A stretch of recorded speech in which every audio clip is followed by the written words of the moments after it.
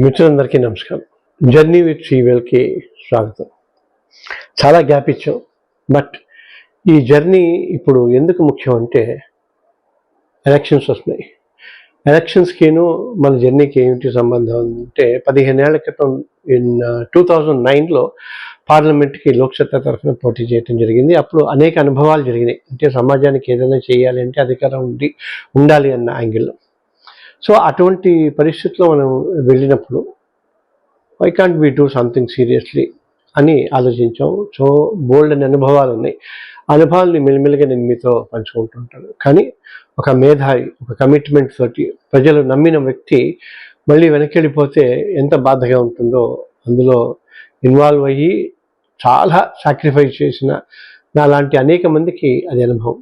కాకపోతే ఇప్పుడు వయసు మీద పడుతూనే ఉంటుంది. అంటే సూర్యాస్తమయం, the end of the film వచ్చినప్పుడు ఎందుకు యాజ్ అ లీగల్ పర్సన్గా చాలా చట్టాలు ఉన్నాయి. ఇంకో 100 ఏళ్లకి కావాల్సిన చట్టాలన్నీ మనకి అందుబాటులో ఉన్నాయి. కానీ అవి అమలు చేయకపోవటం వల్ల సమాజంలో ఇంతటి అనిశ్చితి, ఇన్ని దారుణాలు అనేకాలు. ముఖ్యంగా vulnerable sections, it could be స్త్రీలు కావచ్చు, వృద్ధులు కావచ్చు, పిల్లలు కావచ్చు, నోరు లేని యూత్ కావచ్చు, ఎవరికైనా సరే దీన్ని ఆపటానికి కనీసం ఉన్న చట్టాల గురించి చెప్పాలి అన్నది నా ఉద్దేశం. అందుకోసమే ఎలక్షన్తో నిలబడదామని నిర్ణయించుకున్నాను.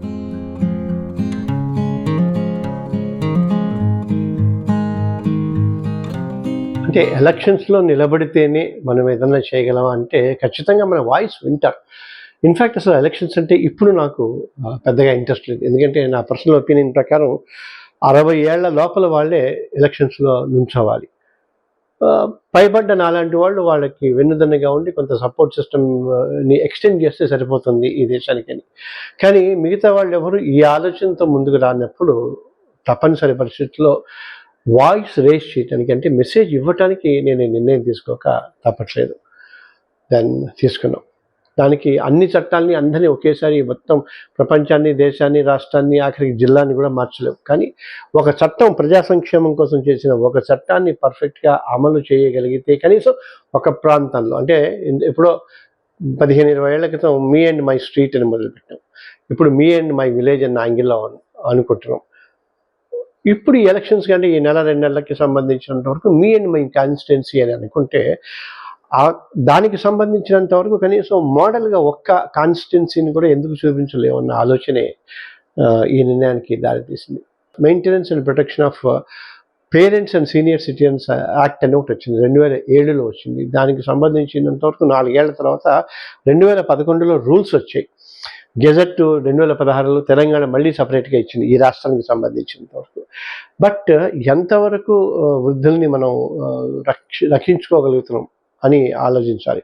ఎందుకంటే ఒట్టిపోయిన గేదెల్ని కబేళాకి, పనికిరాని పని చెయ్యలేని వృద్ధుల్ని మనం లిటరల్గా బతికుండగానే వాళ్ళని జీవోత్సవాలుగా చేసే పరిస్థితిని ఆపేసి వాళ్ళకి కొంత రక్షణ. ఎందుకంటే ఇన్నాళ్ళు కనీసం పోనీ మీకోసం కావచ్చు, మీ కుటుంబం కోసం కావచ్చు, మీ స్వార్థం, నేను నా కుటుంబం ఉన్న స్వార్థం కోసం మీరు పనిచేశారు, సమాజం కోసం ఏమీ చేయలేకపోయినా అనుకున్నా కూడా ఆ జీవిత కాలం అంతా వాళ్ళు పనిచేసి కష్టపడి బిజినెస్ చేసుకుని ట్యాక్స్లు అయితే కట్టారు కదా, ట్యాక్స్ పేయర్ అయిన వాళ్ళకి జీవితపు చరమాంకంలో కొంత అంటే ఒక ఆరోగ్యకరమైన సెండ్ ఆఫ్ ఇస్తే బాగుంటుంది అన్న ఉద్దేశంతో ఈ చట్టాన్ని చేయటం జరిగింది. ఈ చట్టం ప్రకారం అద్భుతమైన అంటే సంరక్షణ వృద్ధులకి, తల్లిదండ్రులకి దొరుకుతుంది.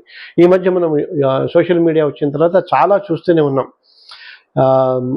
ఈ మధ్య ఒక అత్తగారు మామగారిని కొట్టడం, లేదా కొడుకు తల్లిని కొట్టడం, అనేకం. ఒకటేంటి, బతికుండగానే తల్లిదండ్రులు శ్మశానంలో వదిలేస్తున్న సమాజంలో ఇప్పుడు మనం బతుకుతున్నాం. అందుకని ఈ చట్ట ప్రకారంగా అనేకమైన పాయింట్స్ అద్భుతంగా వాళ్ళకి అండగా ఉన్నాయి. ఎందుకంటే ప్రతి పోలీస్ స్టేషన్కి సంబంధించినంత వరకు వాళ్ళు ఒక సీనియర్ సిటిజన్స్ లిస్ట్ ఒకటి తయారు చేయాలి. అందులోనూ ఒకళ్ళే కనుక ఉంటే, ఇంకా అంటే ఏ తోడు లేకుండా సమాజం వాటి బాధ్యత తీసుకోవాలి, సంస్థలు వాటి బాధ్యత తీసుకోవాలి అని ఎన్ని బ్యూటిఫుల్ యాక్ట్. ఆ యాక్ట్కి సంబంధించినంత వరకు టైమ్ అండ్ అగైన్ నేను మీతో వస్తుంటాను. కొద్ది గొప్ప డెవలప్మెంట్ మనం చేయడానికి ప్రయత్నిద్దాం. Together we can do a lot of things. I hope at least ఈ కాస్టన్నా మనం వాళ్ళని రక్షించుకోవడానికి ప్రయత్నం చేద్దాం. నమస్తే.